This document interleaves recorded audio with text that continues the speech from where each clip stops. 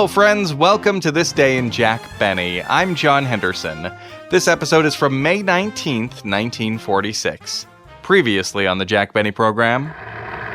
And now, ladies and gentlemen, we're all set for the battle of wits. The Quiz Kids versus the Benny Kids. This week, they're in New York. The last time they were here, LaGuardia was mayor. Now, the new mayor was William O'Dwyer. Harry Truman was president in a time of unprecedented labor disputes. In April, coal miners started their strike, and here in May, the railroad strike began. At the White House, John L. Lewis, union head, and federal coal administrator J.A. Krug conduct the negotiations which mean good news to consumers. All through the soft coal regions, miners await the word to return on completion of the compromise agreement. Being in New York, they mention a couple of plays, Call Me Mister, and Are You With It? I therefore recommend that the rates on all risks in this area be increased 7.8%. That was from the movie, which came out a couple years later. The play Are You With It was written by George Balzer and Sam Perrin, two of the Jack Benny Show's four writers. A radio show that was broadcast from here in New York was Fred Allen, sponsored by Tenderleaf Tea.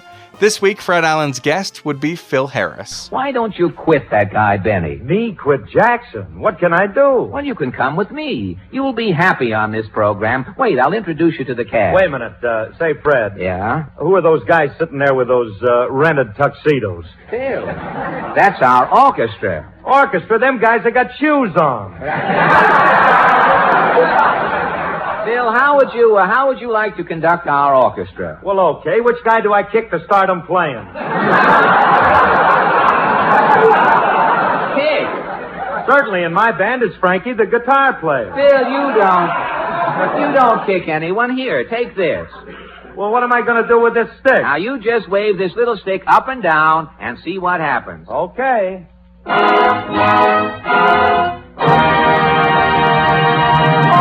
Did you hear that? That was me. I did it. Alice, baby Alice, Phyllis. That was me. Another popular radio show was hosted by Danny Kaye. Let me see. My sister married an Irishman. Oh, really? No, O'Reilly. Jerry Colona was a wacky supporting comedian on Bob Hope's radio show, and in his movies, he's the guy with the bug eyes and the big mustache. Are you suggesting that I bite the hand that smacks me in the kilter, Meyer? And John Charles Thomas was a singer. If you'd like to support this podcast, you can become a patron, where you'll be able to hear Jack Benny on Fred Allen's radio show, the episode that you'll hear them talking about. You can find more at thisdaybenny.com. And enjoy the show. The Jack Benny Program. At 49 American. Quality of product is essential to continuing success. Lucky Strike means fine tobacco. So round, so firm, so fully packed, so free and easy on the draw. LSMFT, LSMFT, LSMFT. Right you are. Yes, sir. Lucky Strike means fine tobacco. And in a cigarette, it's the tobacco that counts. Mr. Lawrence Holland Moore of Shelby, North Carolina, who has been an independent tobacco buyer for 28 years, said, year after year, at auction after auction, I've seen the makers of Lucky Strike buy ripe, sweet tobacco, the kind that makes a really good smoke. I've smoked Lucky's myself for 23 years. Independent tobacco experts like Mr. Moore know that it takes fine tobacco to make a fine smoke. And Lucky Strike means fine tobacco. So for your own real deep-down smoking enjoyment, smoke that smoke of fine tobacco, Lucky Strike.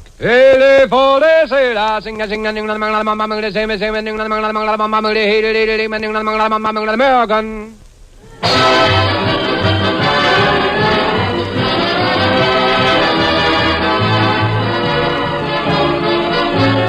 The Lucky Strike program starring Jack Benny with Mary Livingston, Phil Harris, Rochester, Dennis Day, and yours truly, Don Wilson.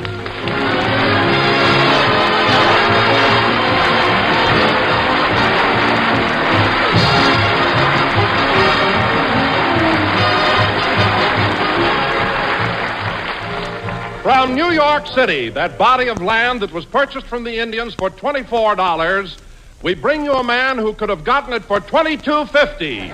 And here he is, Jack Benny.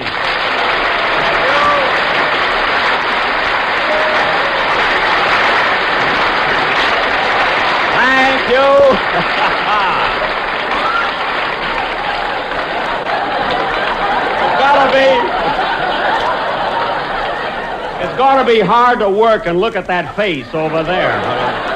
Thank you. Hello again. This is Jack Benny talking. And, Don, I can't tell you how thrilled I am being in New York. Oh, I know just how you feel, Jack. In fact, the moment we arrived in town and I saw the reception we got, my chest swelled out with pride. Don, from where I stand, your stomach is even prouder than your chest. But there's something about this city that's different. No matter how many times you come to New York, you get a feeling of expansion, of growth. The trees look taller. The buildings look taller. Even the mayor looks taller.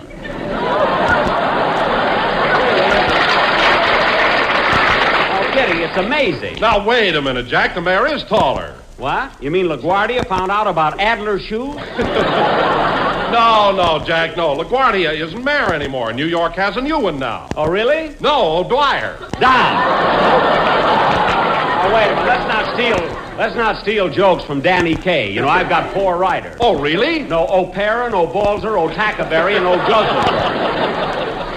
Now, where were we? Well, I was just telling you that O'Dwyer is a lot taller than LaGuardia. Well, maybe he is, Don, but after he chases fire engines for 12 years, his legs will be worn down, too, believe me.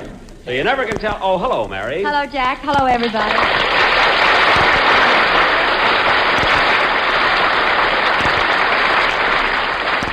Mary, I was just telling Don how thrilled I am being back in New York. Well, I don't blame you, Jack. Yes, sir. There's something about New York that's invigorating.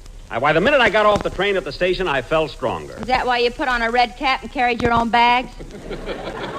I just did that for a laugh. A laugh? And how come you went back and carried somebody else's bags? When I get a laugh, I'm not letting it go, sister. And anyway, those other bags belong to a very important man. Oh, really? No, O'Dwyer, and shut up.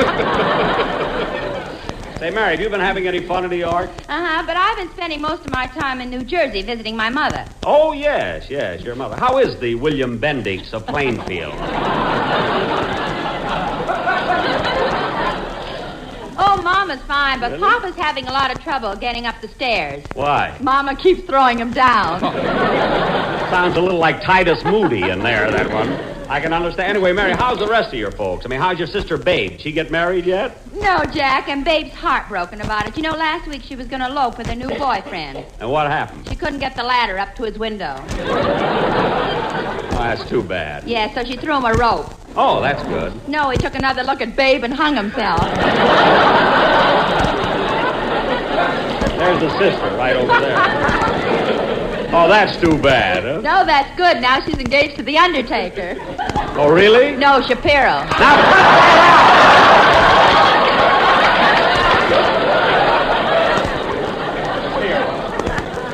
I merely asked you how your folks are. You make a whole mishmash out of it. Yes, and the people who tune in late didn't mishmash. Oh. Every time we come to New York, you... Hey, Mr. Benny, I'd like to have you meet a friend of mine. Oh, hello, Dennis. Hello.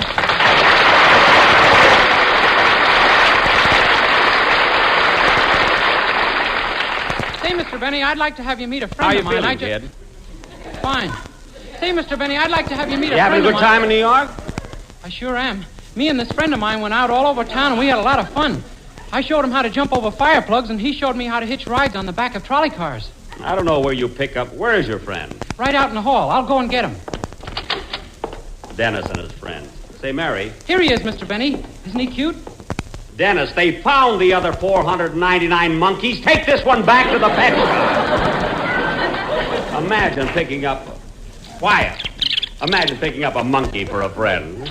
No wonder he was teaching Dennis how to hitch rides in the back of trolley cars. I fell off twice. What? I couldn't hang by my tail. Dennis, stop being ridiculous. Where'd you meet this monkey? Well, I was walking along, and I saw him standing on the corner waiting for a light to change. Oh, for heaven's sake. Mary, tonight after the show... So I took him by the hand and helped him across the street. All right.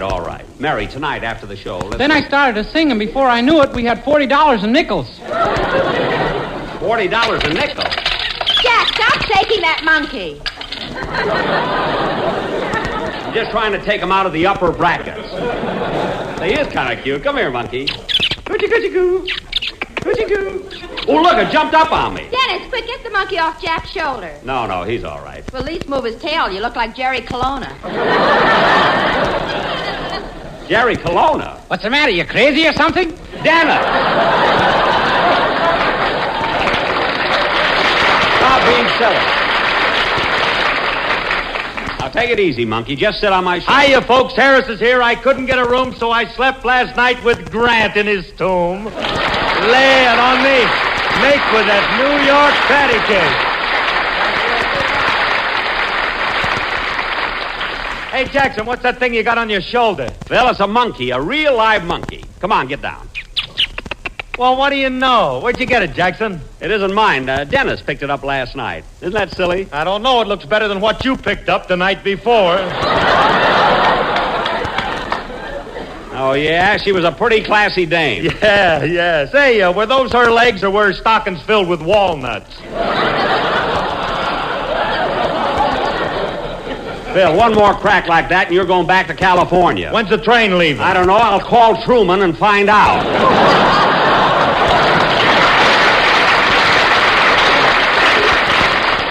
So watch it. Say, Phil, have you seen any shows since we got to town? Yeah, Livy, I saw Are You With It? Are You With It? That's the show that two of Jack's writers wrote. I saw it 12 times. 12 times? Jack's got the candy concession there. Lemonade. Down to my last sugar stamp, too. Oh, well. What other shows have you seen, Mr. Benny? Call Me Mister. I did. Call Me Mister is the name of a show. What happened to Are You With It? Nothing. Dennis, you're getting dumber every day. Take last week with the quiz kids. Such confidence. You came to me and said, don't worry, Mr. Benny. I'll pull you through to ultimate victory. That's right, Dennis, and we ought to thank Mary. She's the one that pulled us through to ultimate. Phil, that's ultimate victory. Ultimate is an adjective. Why not? Phil, if I thought for a minute that this monkey could lead an orchestra, I know who would go back to the pet shop. Now, come on, Dennis, let's have your song, will you?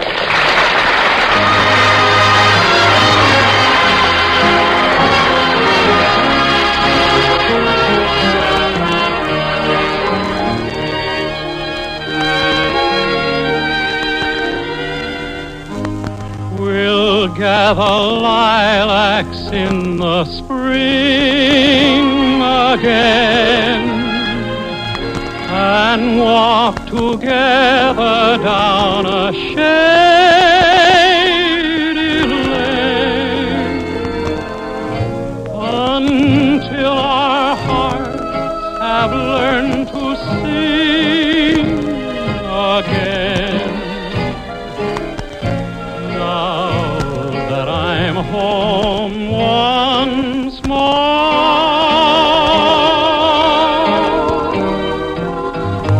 and in the evening by the firelight's glow, I'll hold you close and never let you go.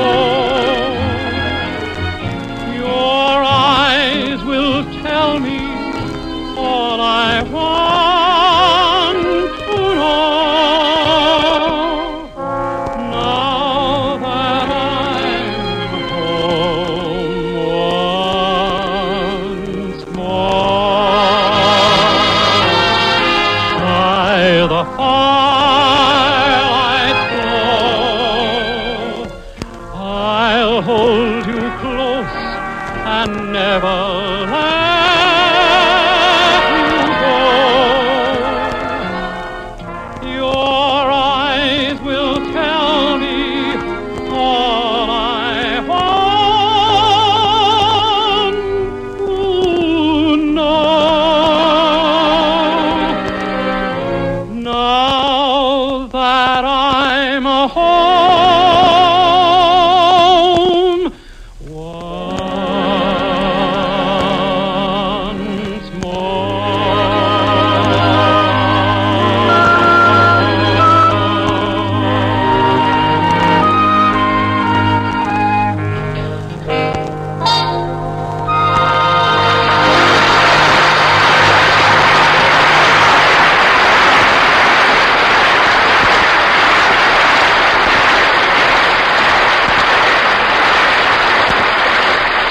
We'll Gather Lilacs, sung by Dennis Day, accompanied by Phil Harris's orchestra, which was conducted by Dennis Day's friend who used his tail for a baton. And very good. And now, you're welcome.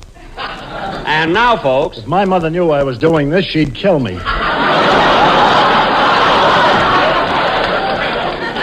I won't tell her, Bob. That's our producer. We made him a monkey for today. Very few producers can be monkeys, you know. And now, folks, for our feature attraction tonight. Oh, Don, would you mind answering the phone? Oh, certainly not. Hello, this is Don Wilson talking for Jack Benny, the star of the Lucky Strike program. LSMFT, LSMFT. Yes, sir, you bet. Don. Lucky Strike means fine tobacco, so round, so firm, so fully packed, so free and easy on the draw. Don, find out what the man wants. Lucky Strikes are made of that fine, that light, that naturally mild tobacco. Don, it might be important. It's a phone call. For real Find deep out down what the smoking enjoyment, smoke that smoke of fine tobacco, Lucky Strike. What? Oh, I'm sorry. You had the wrong number. Don, the next time you answer the phone, ask who it is first. Then, tell them all about Lucky Strikes and everything, And now, folks, oh, darn it. Come in. Telegram for Jack Benny.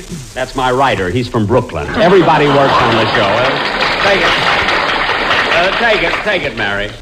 Here you are, boy. Here's a tip for you. Oh, boy, a glass of lemonade. You'll suffer. You wrote that joke yourself.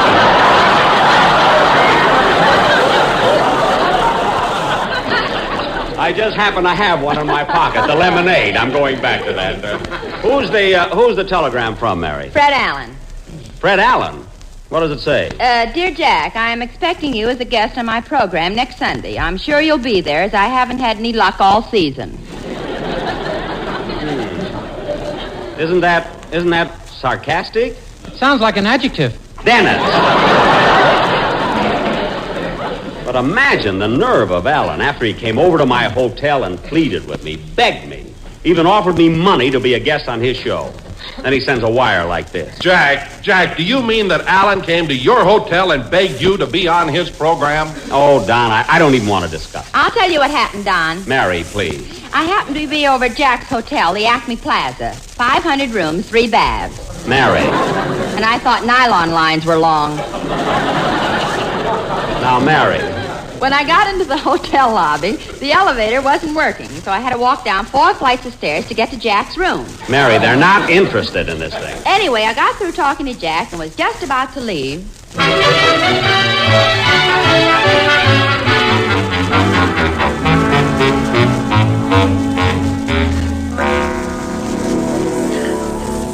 Jack, what'd you want me to come by your room for? Well, we're going home next week, Mary, and I want to take something back for my girlfriend, Gladys Zabisco. What would you suggest? Well, why don't you get her a nice beaver coat? No. That's too expensive. Well, how about a nice sealskin coat? No, that's a little too expensive, too. Why don't you just get her a rowboat and a harpoon and let her do her own shopping? I did that once. She got seasick. I'll tell you what, Mary, just pick out anything you like. You'll know what to get. No jewelry or furs. I know. Goodbye. All right, so long. Be careful going up the stairs. Yeah, I hope Mary picks out something nice. Oh, boss, I filled the tub for you. Thanks, Rochester.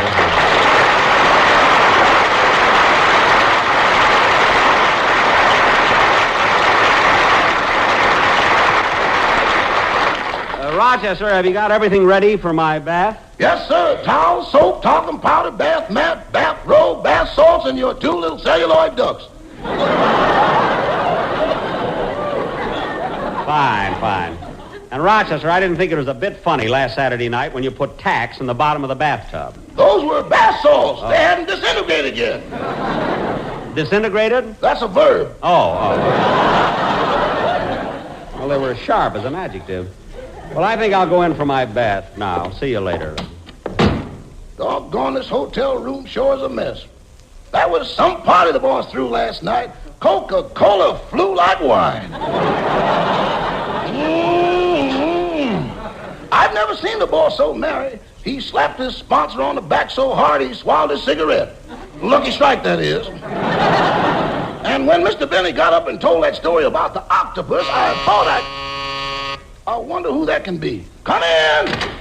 Hello, Rochester. Is Mr. Benny in? Well, Mr. Allen.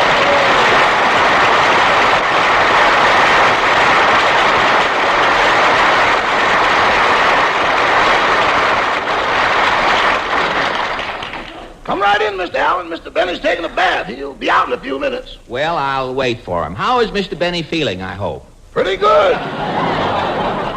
That is considering the big party he threw last night. Mr. Benny threw a party? Gad, the atomic bomb, and now this.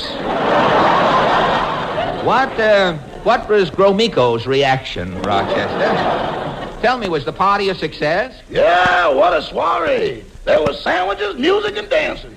Well, it's a soiree. That's a conjunction, isn't it? Well, it sounds as though everybody had a good time. Yeah, Mr. Benny enjoyed himself so much he said next time he might invite girls. Oh, it was a stag party. Up until 11 o'clock, then the night maids came on. Well, that's Benny, the chambermaid's pin-up boy.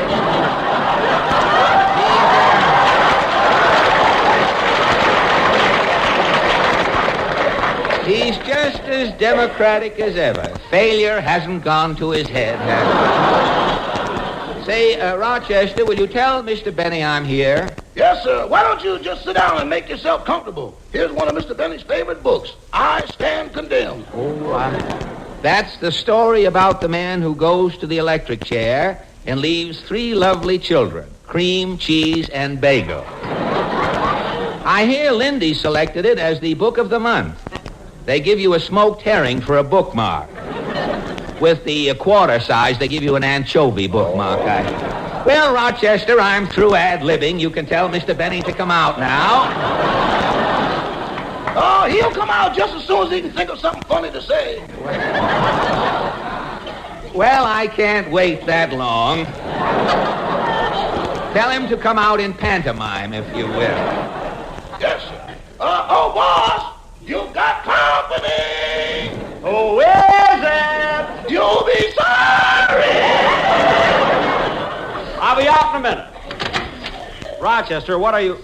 Well, Fred Allen. Hello, Jack. I was just taking a bath. Well, that's good, Jack. I think everyone should have a hobby.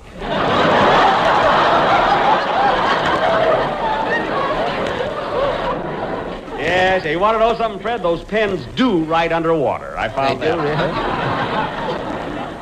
Boss, you better put your robe on. You'll catch cold with just that towel around you. Oh, I'll be all right. Gosh, Jack, you've gotten sort of fat, haven't you? Don't be funny.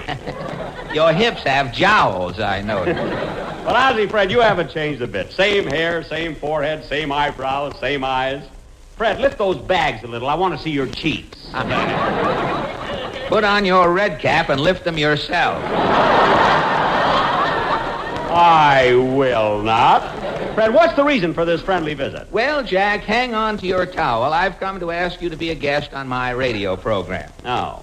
Well, gee, Fred, I'd love to be a guest on your show, but I can't. I already have a date for Wednesday night. For Wednesday night? Yes. For your information, Mr. B, I do my broadcast on Sunday night right after yours. And when the wind is from the opposite direction, I must say I don't mind it at all. What did you say? If you'll take that celluloid duck out of your ear, you'd hear me. Oh. Well, Fred, give me the details about going on your program. Well, Jack, I thought as long as you were here in town, you might like to appear on my show. Get in off of the street for a little while someday. Well, listen, if you're going to ad-lib, do it on your own show where you need it. You can use it, too, don't forget it. You could have used me 10 minutes ago. I was listening. Really? If we keep on much longer, McCarthy will be on, make a monkey out of both of us. That's 1/8, that is, you know. Of course, about coming on the show, I'm willing to pay you. Pay me? Yes, stop trembling and pick up your towel. Oh. Well, look, Fred. Fred, as long as this is a business proposition, let's discuss it. Sit down. Here, have a cigarette. Thank you. Have a tea bag.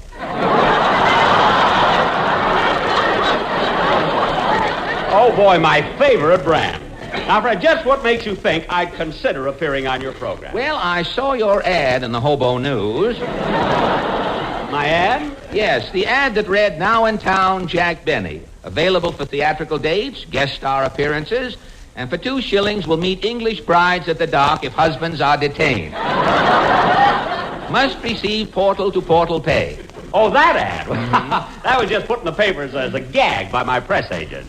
That gag killed him in Chicago and paid Mr. Benny's fare to New York. Rochester, I didn't know you were still here. In a one-room suite, where else could I be? Well, Mr. Allen and I are having a private conversation. Now, Fred, let's get back to business. Well, Jack, I'm stuck. I had another guest for next week, but she couldn't make it. Who was this other guest? The one Said and he only... who still hasn't had a joke on the whole program. You're reading the wrong lines, a straight line? My guest is the one and only Marcella Crudney. Marcella Crudney? Yes. You haven't heard of her? She's with the New York Yankees. You see, the Yankees have a pitcher whose specialty is the spitball. On hot summer days when the pitcher might run dry, Marcella stands by. Oh, her! Yes, her. But she was suspended for spraying an umpire. Marcella was at work, a zephyr came up, and need I say more? Anyway, Jack, when Marcella couldn't make it, I tried to get John Charles Fido, the singing dog. But he had laryngitis. I see, so you finally got down to me. Down is right. Why in the world did you ever take a hotel room that's so far underground as this? Oh, Fred, my room isn't so far underground. It isn't. I came into the lobby and got the bends. And then I kept walking downstairs until I was stopped by John L. Lewis. Mr. Lewis put a lamp on my head and said it's okay for 2 weeks.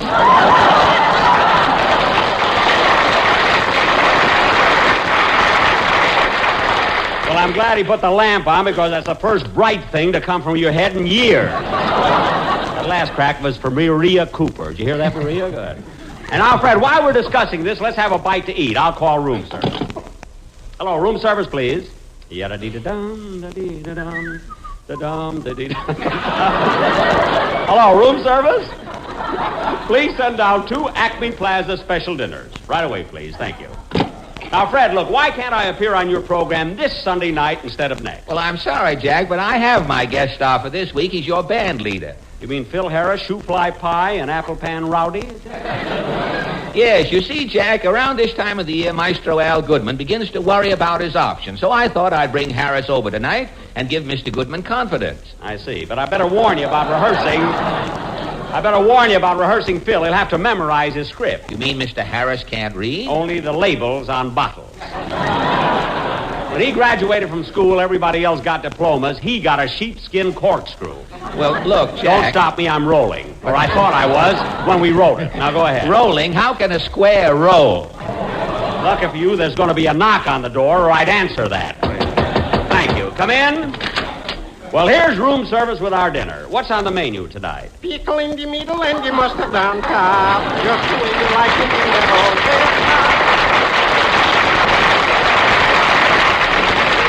Good old hot dog. Yes, Coney Island crepe Suzette. 2 hot dogs, please. Purple puppies coming up. Would you like them Senator Claghorn style? Senator Claghorn style? What's that? They keep repeating on you. No, just give them to us plain. How much are they? Well, now, this one is 10 cents, and this one is 8 cents. Well, why is this one only 8 cents? I already took a bite out of it. And why didn't you finish it? Taste it. Never mind. Here's your money. Thank you. Pickle in the middle and the mustard on top. Just the way you like it in the whole...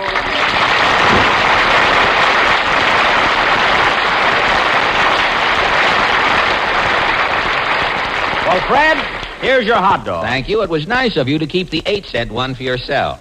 And thanks for the lemonade, too. Well, Jack, I've got to run along now. I'll see you on my program next Sunday. Wait a minute. We haven't discussed money. How much are you going to pay me? Well, now, let's see. The union scale for the average radio actor is $67.50. What? However, you're the star of your own radio program. That would bring it up to $69.75. Now, look. Of course, you're from California, and you're not as well known here in the East. That brings it down to $68. Wait a minute. You've forgotten I'm in pictures. Oh, yes. That brings it down to $47.60. Now, Now, Fred. We'll have to hire 3 people to start your applause. I'll furnish them. And the guy that yells, "You'll be sorry," gets $15. Now, Fred, I'm not going... You better think fast, Benny. That singing dog just had pups, and I can get a quartet of Cocker Spaniels for nothing. Okay, I'll take it. I'll be on your program next week. Not so loud. I don't want to lose my listeners. You lost the line already, so we don't lose your listeners. Why, you delicatessen Taranti, you've got less listeners than the Siamese twins with one of them out of town. What are you talking about? I've got more listeners than you have hair in your bureau drawer. Why, you nasal nitwit, I wouldn't work on your program if it was the last... $25, take it or leave it. What time is rehearsal? 2 o'clock Sunday, and goodbye.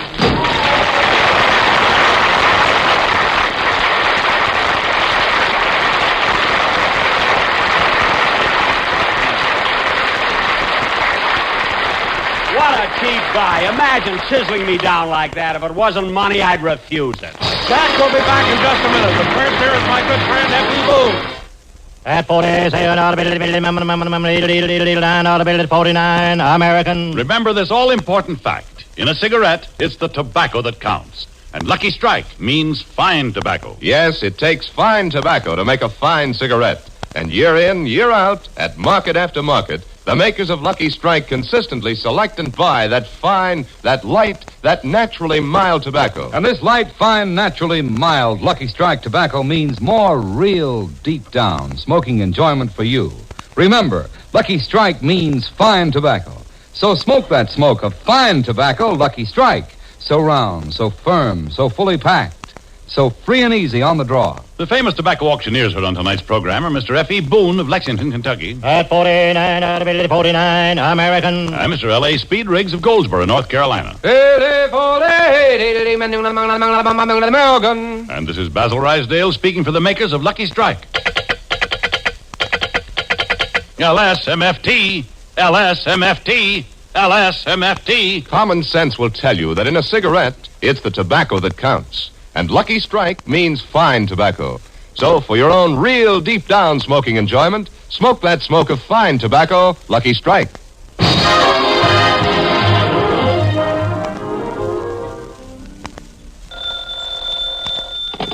Hello? Say, boss, will you need me during the evenings next week? I don't think so. Why? I got a chance to do a little extra work at the Zanzibar nightclub starting Tuesday. Oh, the Zanzibar. You signed that contract, huh? Uh-huh. Did you speak to them like I told you to? Yeah, but I'm sorry, boss. They want me to work alone. Oh. Well, we'll be down to see you. Goodbye. Goodbye. Good night, folks. This is NBC, the National Broadcasting Company. Well, open my mouth and pour down a gallon if it ain't my baggy-eyed pal, Frederick Allen. Phil Harris. Phil, I have your note here. What is this urgent business? Well, Frederick, I'm desperate, and you've got to help me. What is your dilemma? Fred, you got to get me on information, please. You on information, please? Listen, Fred, did you hear our program last Sunday? Now, we was matched against them quiz kids, and we won 6-3. I'm ready for the big time now. I want them big boys. I don't care. There must be some ways of getting on that show. Well, one way is to have intelligence and brains. What's the other way? The way you got on. Phil, you wouldn't even have a chance on information, please. Oh, yeah? If I start throwing hyphens around on that show, I'll drive them palookas crazy. But, Phil... I ain't so dumb. I got questions. Who wrote Shakespeare? Who? Macbeth.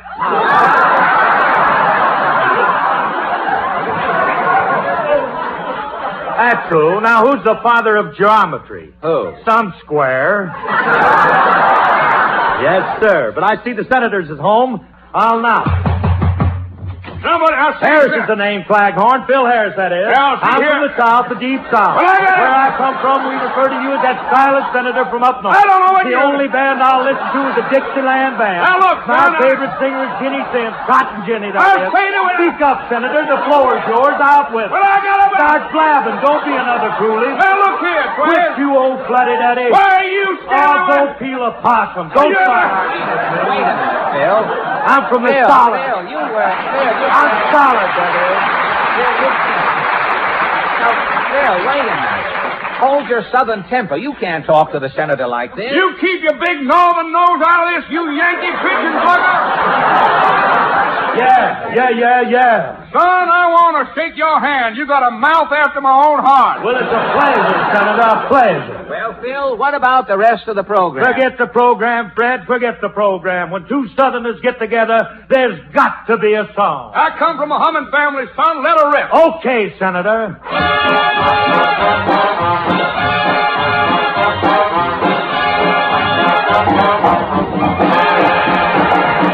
Hot cornbread and black-eyed peas, the smell of them magnolia trees just laying around in your DVDs. That's what I like about the South. Those lazy naps in the afternoon, old Jeff Davis and F.E. Boone, the greasy smell of baked raccoon. That's what I like about the South. Hit it, Senator. The way Southern folks all say you all, the way the cotton comes up in fall, the way the boll weevils eat it all. That's what I like about South.